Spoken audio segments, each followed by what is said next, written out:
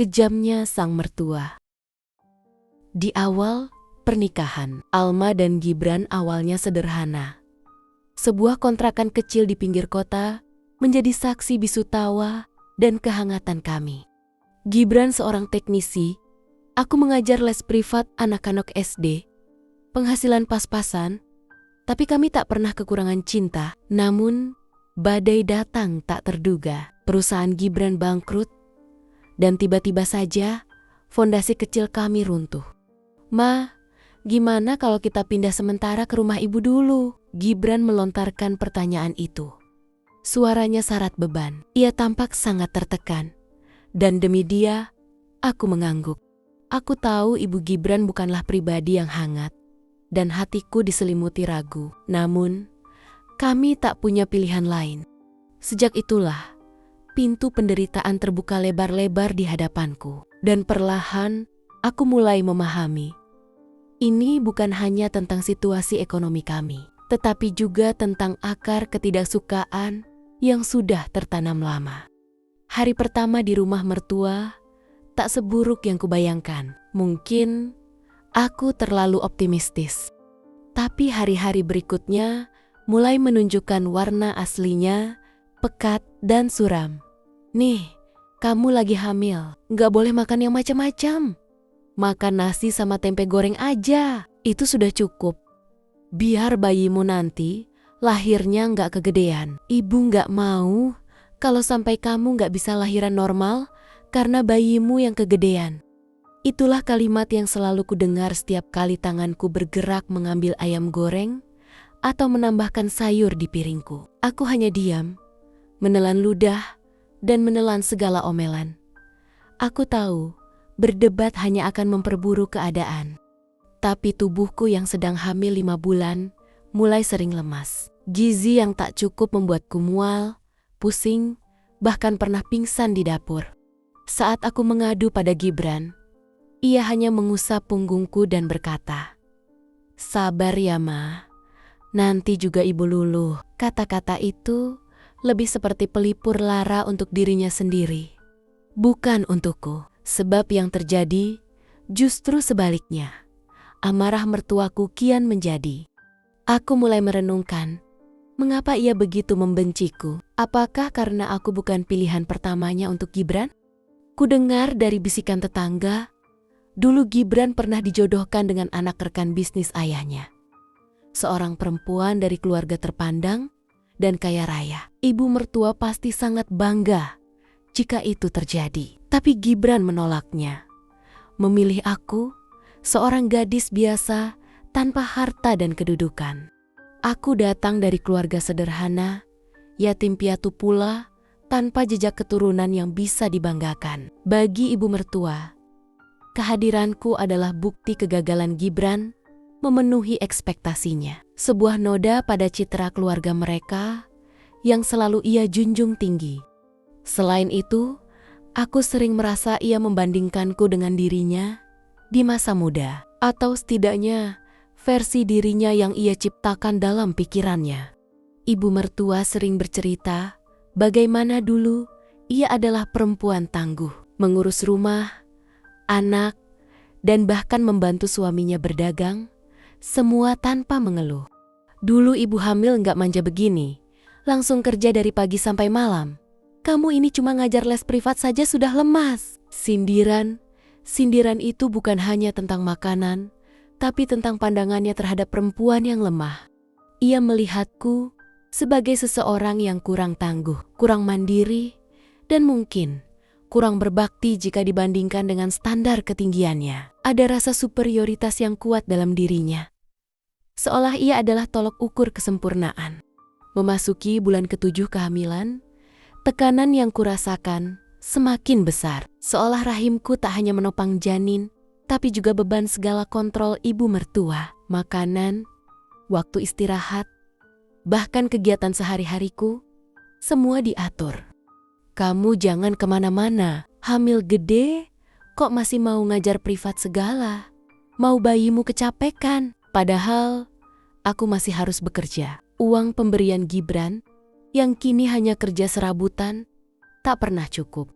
Tapi setiap kali aku keluar rumah, omelan panjang akan menyambutku. Bahkan pernah ia menuduhku keluyuran enggak jelas. Di malam-malam sunyi, air mataku tumpah di dalam kamar yang sempit dan pengap. Perutku mulai terasa keras. Kadang nyeri hebat menyerang, tapi aku menahannya. Tak ingin merepotkan siapapun. Gibran, ia makin jarang pulang. Beralasan sibuk. Namun, aku tahu, suamiku hanya sedang menghindar dari semua konflik di rumah ini. Ia memilih menghilang daripada berhadapan dengan ibunya dan melindungiku.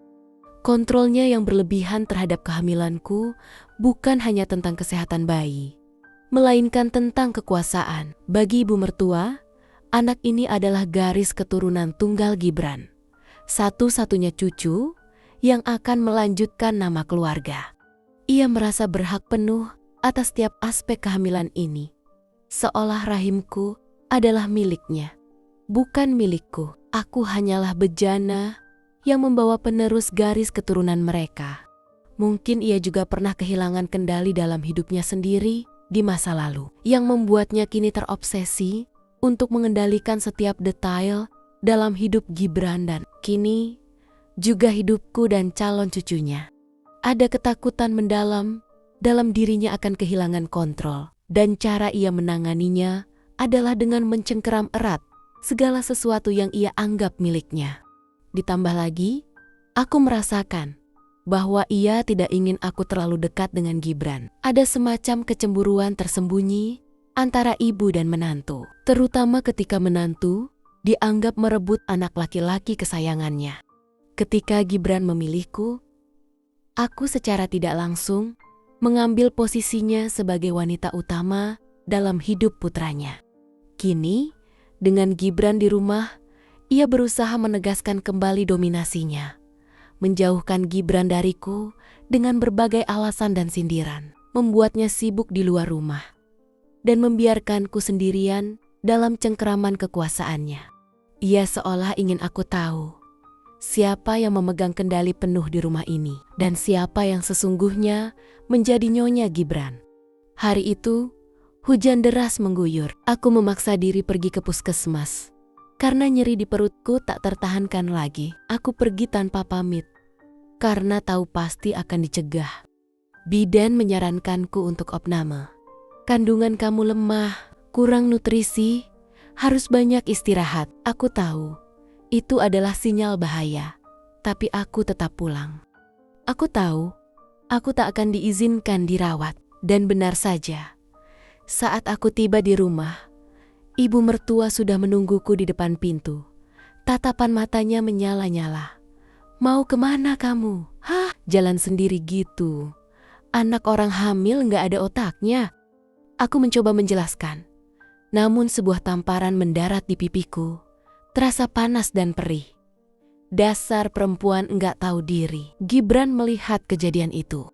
Aku menatapnya, berharap ia akan membelahku, berharap ia akan marah. Tapi ia hanya menarik napas berat dan berkata, "Sudah, Ma, jangan bikin ribut.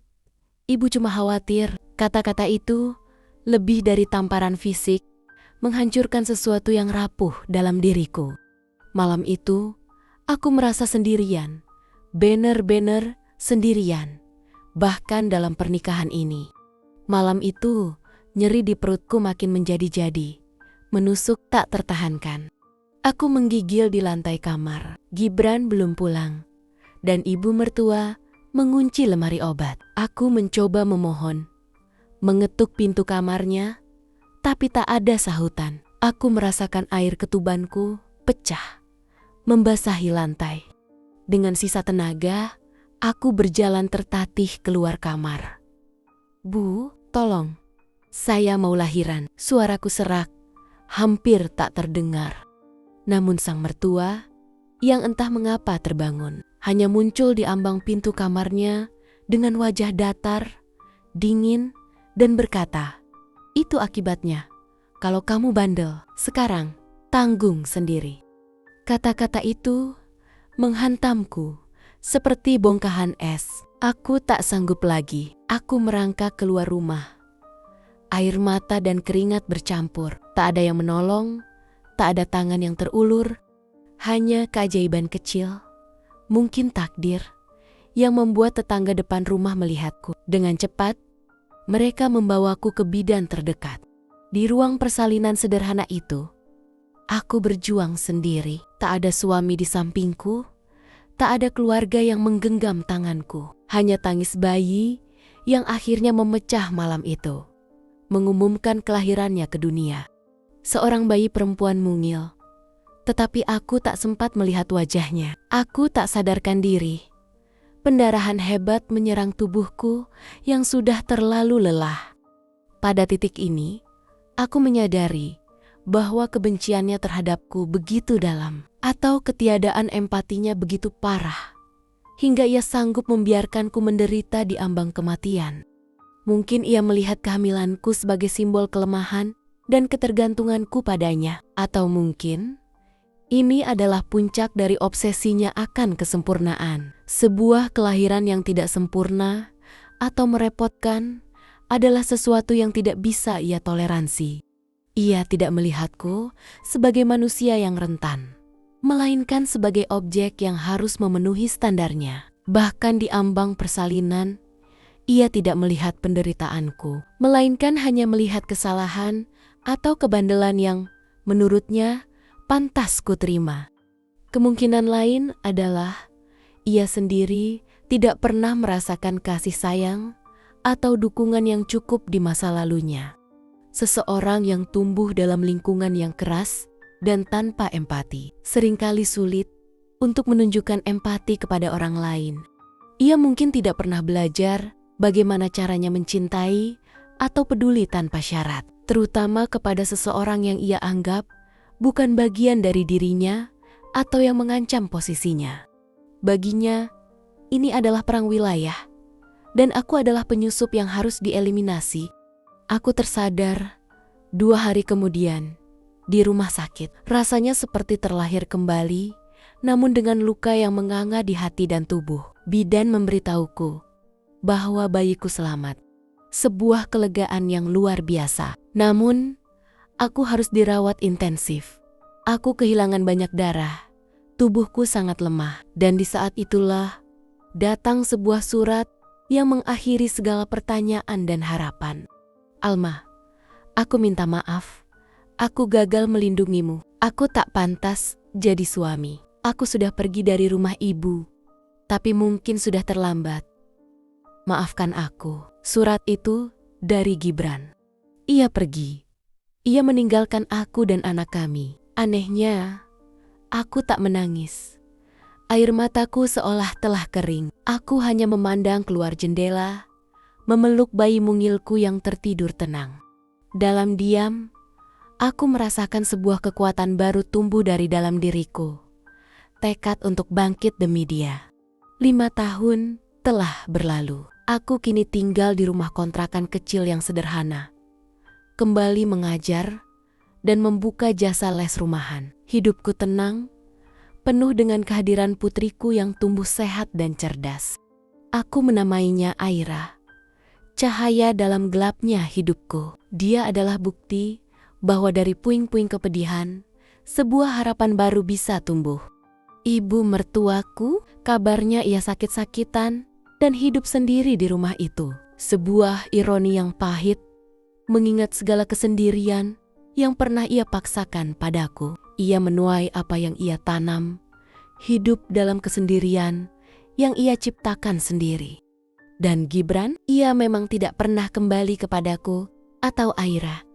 Setelah pergi dari rumah ibunya, ia mencoba membangun hidup baru di kota lain. Namun, bayangan rasa bersalah dan penyesalan selalu menghantuinya. Ia tahu, ia telah gagal sebagai suami dan ayah. Beban rasa malu dan penyesalan itu terlalu berat baginya. Gibran mencoba berbagai pekerjaan, namun tak ada yang bertahan lama. Ia sering berpindah-pindah, tak mampu menemukan kedamaian atau stabilitas. Ia hidup dalam bayang-bayang keputusannya untuk melarikan diri. Sebuah pelarian dari tanggung jawab dan keberanian. Gibran kerap kali mencoba menghubungi teman-teman lama, menanyakan kabarku, kabar Aira. Tapi ia tidak pernah berani menampakkan diri. Ia tahu, permintaan maaf tidak akan pernah cukup untuk menebus kesalahannya. Ia telah kehilangan kesempatan emas untuk menjadi bagian dari kehidupan kami. Sebuah kesempatan yang ia biarkan terlepas karena ketidakberaniannya menghadapi ibunya dan melindungi keluarganya sendiri. Kabar terakhir yang kudengar, Gibran kini menjadi seorang pengemudi taksi online. Masih sendiri, hidup dalam kesendiriannya sendiri, serupa dengan ibunya. Penyesalan itu menjadi teman setianya, sebuah pengingat abadi akan pilihan yang salah dan keberanian yang tidak pernah ia miliki. Aku pernah marah, pernah menyimpan dendam yang menggerogoti jiwa. Tapi waktu, guru terbaik, mengajarkanku bahwa rasa sakit bukanlah untuk dipelihara, melainkan untuk dilepaskan. Kebahagiaan sejati takkan pernah datang jika hati masih dihuni kebencian. Di suatu pagi yang cerah, Aira datang kepadaku dengan selembar kertas dan krayon warna-warni. Itu gambar aku sama mama, katanya riang, menunjukkan padaku sebuah lukisan sederhana. Dua orang perempuan saling bergandengan tangan di bawah matahari yang bersinar cerah. Aku tersenyum. Air mataku jatuh. Kali ini, air mata kebahagiaan, kelegaan. Gambar itu adalah gambaran utuh dari diriku kini. Aku, Alma, perempuan yang pernah diinjak dan direndahkan, kini berdiri sebagai seorang ibu yang kuat, mandiri, dan penuh cinta. Aku tak sempurna. Aku memiliki bekas luka, tapi aku selamat. Aku selamat dari badai, dari genggaman pahit masa lalu. Dan yang terpenting, aku menang. Kemenanganku bukanlah balas dendam, melainkan kedamaian dan kebahagiaan yang kudapatkan bersama Aira, cahaya kecilku. Rahimku mungkin pernah digenggam dan diatur. Namun kini, jiwaku dan masa depanku ada dalam genggamanku sendiri, bebas dari bayang-bayang kebencian dan penyesalan orang lain.